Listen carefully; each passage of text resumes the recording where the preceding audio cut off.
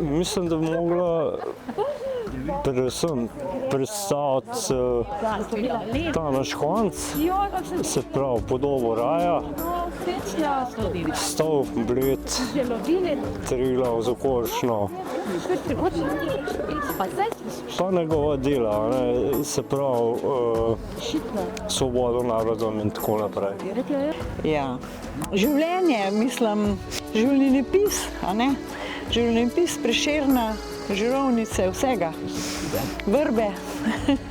Nova razstava bi mogla v bistvu predstavljati veličino njegovega dela in pa njegov pomen za slovenski narod.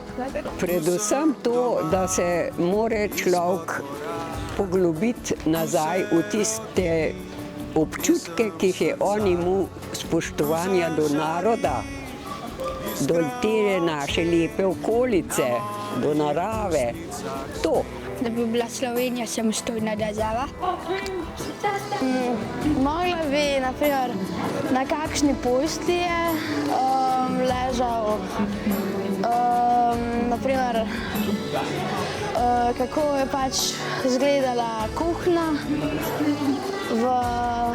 takrat, ko je živel Prešeren. Zanimalo bi me,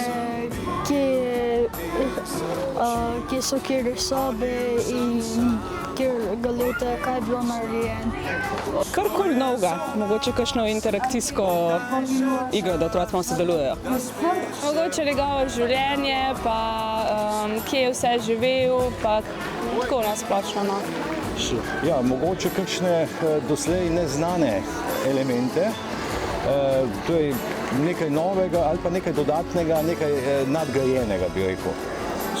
Ja, jaz mislim, da bi pač nova razstava mogla biti postavljena bolj v sodobnem, ko bi rekla, dizajnu ali pa vizualu. Namreč zadnje čase, ko hodimo tudi po Evropi ali pa po svetu, je tudi za otroke vedno bolj, bom rekla, spodbudno ali pa so bolj veseli, da je vse bolj interaktivno, da se nekako predstavljamo, kako je bilo v tistem času, da nam pomagajo mogoče z vizualnimi efekti ali pa s kakšnim VR očalami in te stvarmi, kako je Prešeren v tistem času deloval, kje je bil. Tako, da je bolj zanimivo tudi za otroke, ne samo za nas, da preberemo nekaj na internetu, recimo.